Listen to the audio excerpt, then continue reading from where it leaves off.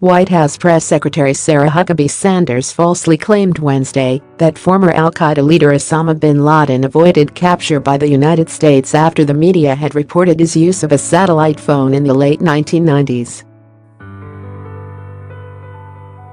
During a press briefing, Sanders was asked if President Donald Trump would condemn supporters who fired off vitriol toward members of the media at a rally in Florida on Tuesday evening. Sanders responded by stating Trump does not condone violence, but incorrectly noted how bin Laden slipped through U.S. intelligence hands. The president, as I just said, does not support violence against anyone or anything, Sanders said.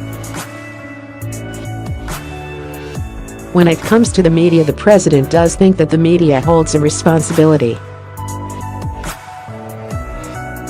We fully support a free press, but there also comes a high level of responsibility with that.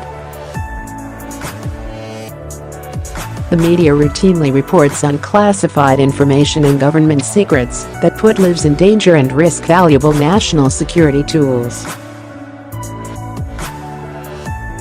Sanders continued, one of the worst cases was the reporting on the U.S. ability to listen to Osama bin Laden's satellite phone in the late 90s.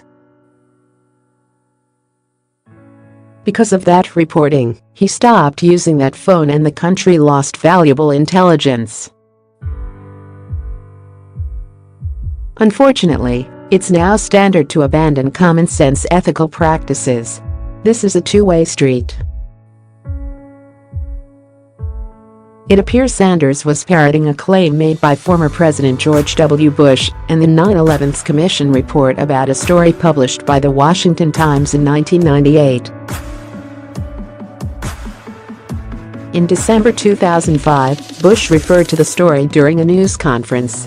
"Let me give you an example about my concerns about letting the enemy know what may or may not be happening," Bush said.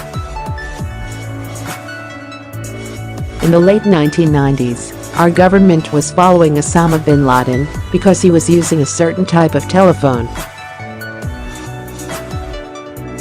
And the fact that we were following Osama bin Laden because he was using a certain type of telephone made it into the press as the result of a leak. And guess what happened? Osama bin Laden changed his behavior. He began to change how he communicated. The claim was further bolstered by two former National Security Council officials who had worked during President Bill Clinton's administration and later penned a book called The Age of Sacred Terror, according to the New York Times. One passage read, "When bin Laden stopped using the phone and let his aides do the calling, the United States lost its best chance to find him." However, the reporter behind the Washington Times story said after Bush's remarks that bin Laden's use of the phone had already been known, and a CNN producer who interviewed bin Laden in 1997 also noted the 9/11's mastermind satellite phone, according to the Washington Post. The same report also found an article penned for Time magazine from 1996 that referenced the satellite phone